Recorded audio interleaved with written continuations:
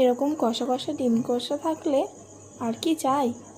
তো প্রথমে দেখো ডিম আর আলুটাকে সেদ্ধ করে নিয়েছি, এদিকে কিছুটা আদা রসুন গ্রেট করে নিয়েছি ও পেঁয়াজ টমেটোটাকে কুচি করে নিয়েছি। এবার একটা কড়াইতে গরম করে তাতে কিছুটা পরিমাণ তেল দিয়ে তাতে একে একে ডিমগুলো দিয়ে একটু নুন ও হলুদ দিয়ে ভালো করে ভেজে নেব।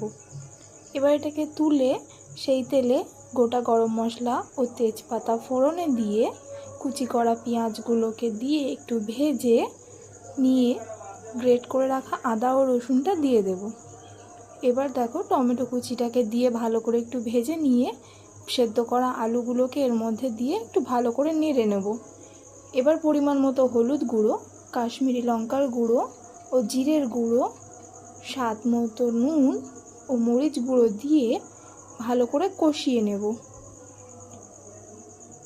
এটাকে একটু কষা কষা হয়ে এলে এর মধ্যে ডিমগুলোকে দিয়ে দেব, দিয়ে একটু নেড়ে নিয়ে পরিমাণ মতো জল দিয়ে দেব।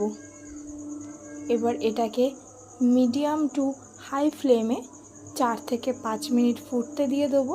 ফুটে গেলেই ওপর থেকে গরম মশলার গুঁড়ো ছড়িয়ে দিয়ে সার্ভ করলেই রেডি আমাদের ডিম কষা। গরম ভাত বা লুচি পরোটার সাথে টেস্টটা কিন্তু ফাটাফাটি হবে। একবার ট্রাই করে দেখো। রেসিপিটি কেমন হলো অবশ্যই জানাবে ও এরকম আরও রেসিপি পেতে চ্যানেলটি অবশ্যই সাবস্ক্রাইব করে রাখবে। লাইক কমেন্ট শেয়ার করতে ভুলবে না।